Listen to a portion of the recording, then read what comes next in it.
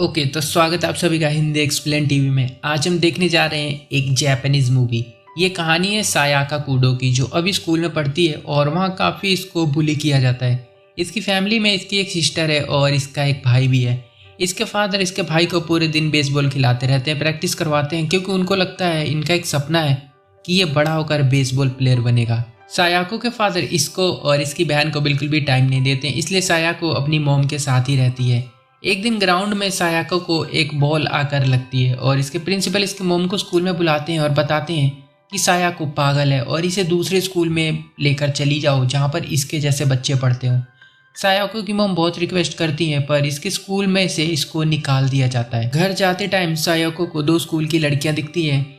इसको उनकी यूनिफॉर्म काफ़ी ज़्यादा पसंद आ जाती है, इसलिए इसकी मोम सेम स्कूल में इसका भी एडमिशन करवा देती है। सायाको न्यू स्कूल में जाकर बहुत डरी हुई थी, क्योंकि इसको लग रहा था यहाँ भी इसको बुली किया जाएगा, पर यहाँ पर सब इसको सपोर्ट करते हैं, इसकी हेल्प करते हैं और साथ ही यहाँ पर 3 लड़कियाँ इसकी फ्रेंड बन जाती हैं जो इसको हमेशा अच्छे तरीके से सपोर्ट करती हैं और ये तीनों अच्छी लड़कियाँ हैं। देखते ही देखते ये सब बड़ी हो जाती है और इनका 4 फ्रेंड्स का ग्रुप बन जाता है। अब चारों दिन भर मेकअप करती है, आड़े टेढ़े कपड़े पहनकर क्लब्स में जाकर पार्टी किया करती हैं, ड्रिंक करती हैं, स्मोक करती हैं। मतलब ये कि वो सारे काम करती हैं जो कि एक स्कूल के स्टूडेंट को नहीं करना चाहिए। और इनके टीचर इन्हें रोज़ वार्निंग भी देते हैं कि अगर तुम लोग ऐसा करते रहे तो स्कूल के बाद तुम्हें कोई भी कॉलेज में एडमिशन नहीं मिलेगा।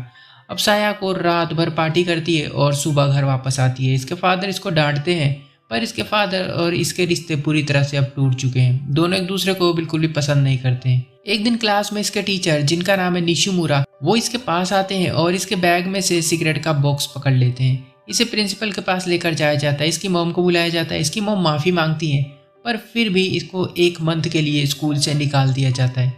अब 1 मंथ मिला है तो ये सोचती है मैं और ज़्यादा आवारागर्दी करूँगी, इसलिए ये अपने हेयर को कलर करवा लेती है। पर इसकी मॉम इसे एक यूनिवर्सिटी के बारे में बताती है और कहती है कि तुम्हें इस वाली यूनिवर्सिटी में एडमिशन लेना चाहिए स्कूल के बाद। अब यूनिवर्सिटी में एडमिशन लेने के लिए सायाको को एक ट्यूशन ज्वाइन करवाया जाता है, जहाँ इसके टीचर इसे देखकर हिल जाते हैं, क्योंकि कोई भी स्टूडेंट इसके जैसा नहीं दिखता होगा। पर यहाँ के सर इसको काफ़ी मोटिवेट करते हैं और बताते हैं कि तुम्हें हार्ड वर्क करना होगा और तुम एक अच्छी स्टूडेंट बन सकती हो। सायाको खूब हंसती है, क्योंकि इसे कुछ नहीं आता है और इसको पता है कि ये कुछ नहीं कर पाएगी। अब सर इसका IQ लेवल चेक करने के लिए इसे एक टेस्ट देते हैं, जिसमें ये 0 स्कोर करती है, मतलब सारे आंसर गलत। सर ये देखकर खुश होते हैं कि इसने कम से कम सारे आंसर तो दिए हैं, बट सारे गलत दिए हैं, वो बात अलग है।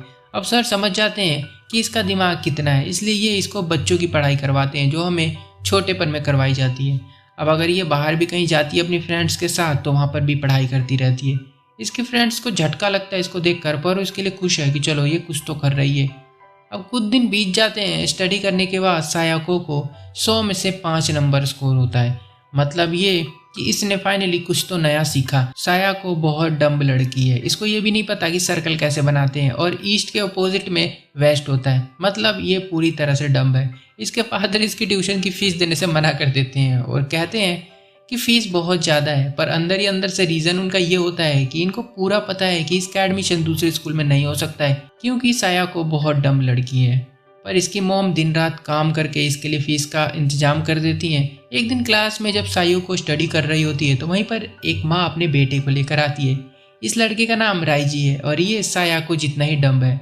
इसकी मॉम डैड चाहते हैं कि ये एक लॉयर बने, पर ये पूरे दिन वीडियो गेम्स खेलता रहता है। पर सर इसे फोर्स करते हैं और फाइनली ये पढ़ने लगता है। और सायाको को भी अलग अलग तरीके से सर पढ़ाने की कोशिश करते हैं और ये भी कहते हैं कि अगर सायाको अच्छे नंबर लाएगी तो मैं अपने बचपन की बुरी सी फ़ोटो सारे स्टूडेंट्स को दिखाऊंगा। दिन रात काफ़ी मेहनत करके फाइनली सायाको 100 स्कोर कर ही लेती है और सर सबको अपनी बचपन की फ़ोटो भी दिखाते हैं और बताते हैं कि मैं भी एक नॉर्मल स्टूडेंट हुआ करता था। अब दिन बीत जाते हैं, इसलिए सायाको अपने बाल ब्लैक करवाती है और फिर स्कूल में वापस जाती है। यहाँ इसका टीचर निशिमुरा को जब पता चलता है कि ये ट्यूशन ले रही है कॉलेज के लिए, तो वो इसका काफ़ी मजाक बनाते हैं और वो कहते हैं कि अगर यूनिवर्सिटी में इसका एडमिशन हो गया तो मैं नंगा होकर स्कूल के ग्राउंड में फ़ोटो खिंचवाऊंगा। ये सुनकर सायाको और भी ज़्यादा स्टडी पर फोकस करने लगती है। एक दिन सायाको और राइजी रोड पर जा रहे होते हैं, तभी इनको निशिमुरा और सर एक साथ दिखते हैं। ये इनका पीछा करते हैं और यहाँ हमें पता चलता है कि निशिमुरा जो टीचर है ये भी क्लास लेता है और सर से कहता है कि तुम्हें सायाको को पढ़ाना बंद करना होगा। पर सर कहते हैं कि मैं उसे पढ़ाऊंगा, वो मेरे लिए एक बेटी जैसी है। ये सुन के सायाको बहुत इमोशनल हो जाती है और वो सोचती है कि सर कितने अच्छे हैं। अब सर इसकी मॉम से मिलते हैं और बताते हैं कि साया को बहुत अच्छा कर रही है, पर अब एंट्रेंस एग्जाम के लिए बहुत कम दिन बचे हैं, इसलिए इसे वीक में 6 दिन क्लासेस लेनी पड़ेंगी और इसके लिए बहुत सारे पैसे की भी ज़रूरत होगी। इसलिए इसकी मॉम काफ़ी मेहनत करके पैसे इकट्ठे करती हैं और जब ये बात सायाको को पता चलती है तो काफ़ी इमोशनल भी होती है। और सायाको की फ्रेंड्स इसको उसी रात पार्टी में लेकर जाती है। यहाँ पर सायाको काफ़ी स्टडी करती है। अब सायाको और स्टडी करती है और हाई स्कूल का भी सिलेबस क्लियर कर देती है। अपने हेयर भी अब कटवा लेती है ये, ताकि स्टडी पर अच्छे से फोकस कर पाए, और स्कूल में ही सो जाया करती है अक्सर। निशिमुरा इसके बाल खींच के इसको उठाता है और इसकी मॉम को बुलाकर इसकी खूब बुराइयां करता है कि ये वैसी की वैसी ही है जैसे पहले थी। पर इसकी मॉम बताती है कि नहीं, अब वो पहले जैसी नहीं रही, उसको अब पढ़ना लिखना आ गया है। अब अगले दिन ट्यूशन में राइजी भी अपना लुक चेंज करके आता है और इसको देखकर सब चौंक जाते हैं और ये कहता है कि मैंने सायाको को देखकर कुछ सीखा है। अब सायाको का एंट्रेंस एग्जाम होता है और रिजल्ट में उसके 100 में से 60 यानी कि 60 नंबर आते हैं, पर एडमिशन के लिए उसको 70 यानी कि 70 चाहिए। पर सर खुश है क्योंकि जो लड़की कुछ दिन पहले 0 स्कोर कर रही थी, आज उसके कम से कम 60 तो आए। पर सायाको खुश नहीं होती क्योंकि उसको लगता है कि जितनी मेहनत उसने की थी उस हिसाब से नंबर कम आए हैं। जब ये घर आती है तो देखती है कि इसके फादर इसके भाई को मार रहे हैं क्योंकि वो कह रहा है कि मुझे बेसबॉल नहीं खेलना है। और फिर ये अपने फादर को धक्का दे देता है और कहता है कि मैं शुरू से ही कभी बेसबॉल नहीं खेलना चाहता था, और घर छोड़कर भाग जाता है। अब साया को और भी एग्जाम्स देती है जिसमें उसके अच्छे नंबर नहीं आते हैं। अब कुछ दिन ऐसे ही चलता है, साया को बहुत डिमोटिवेट हो जाती है। एक दिन सायाको का भाई घर वापस आ जाता है और बताता है कि इसने बेसबॉल का स्कूल भी छोड़ दिया है, तो इसके फादर इसे और मारते हैं। बात ऐसी है कि इसके फादर हमेशा से बेसबॉल प्लेयर बनना चाहते थे, पर वो नहीं बन पाए, इसलिए उन्होंने अपना जो ड्रीम था वो अपने बेटे के ऊपर थोप दिया एक तरह से। अब पिटाई खाकर फिर से ये यहाँ से भाग जाता है। इसकी मोम बताती है कि मैच से पहले इसको अस्थमा अटैक आया था क्योंकि वो काफ़ी डरा हुआ था कि वो न जाने कैसा परफॉर्म करेगा। अब अपने हस्बैंड से कहती है ये कि तुम बहुत ही गंदे फादर हो। अब अगले दिन साया को अपनी मोम को लेकर उसी यूनिवर्सिटी में जाती है जहाँ ये एडमिशन लेना चाहती है। यहाँ से मोटिवेट होकर वो वापस क्लास में जाती है, अपने सर से माफ़ी मांगती है क्योंकि उसने सर के साथ बदतमीजी कर दी थी। अब क्लास में से ये फिर एग्ज़ाम देने जाती है और इसके एग्ज़ाम का रिजल्ट भी आता है, पर इस रिजल्ट देखने से भी डर रही होती है।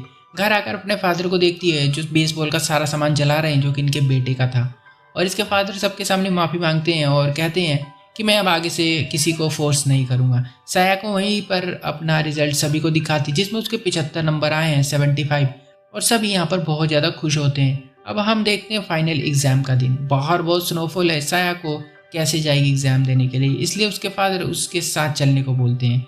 और ये देख के सारे शॉक्ड हो जाते हैं क्योंकि आज तक इन दोनों ने एक दूसरे से कभी बात भी नहीं की थी।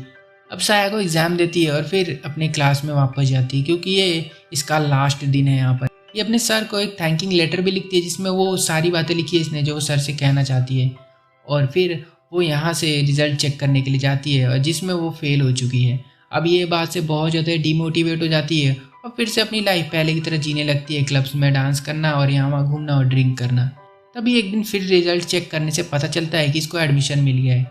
ये जल्दी से भागकर क्लास में जाती है और सबको बताती है कि मेरा एडमिशन हो गया है। सब यहाँ पर बहुत ही ज़्यादा खुश होते हैं और एंड में हम देखते हैं निशिमुरा सर को जो कि नंगे होकर स्कूल के ग्राउंड में खड़े हैं और ये अपना उनके साथ फ़ोटो खिंचवा रही है। और साया को फिर एंड में कॉलेज चली जाती है और इस तरह से एक डम्ब लड़की की स्टोरी खत्म हो जाती है जिसने काफ़ी मेहनत करके एक अच्छी यूनिवर्सिटी में एडमिशन ले लिया। अगर वीडियो अच्छी लगी तो लाइक ज़रूर कर देना, कमेंट कर दो एक अच्छा सा, और हाँ, चैनल को सब्सक्राइब जरूर कर देना अगर अभी तक नहीं किया है तो। मिलता हूँ अगली वीडियो में, तब तक के लिए बाय।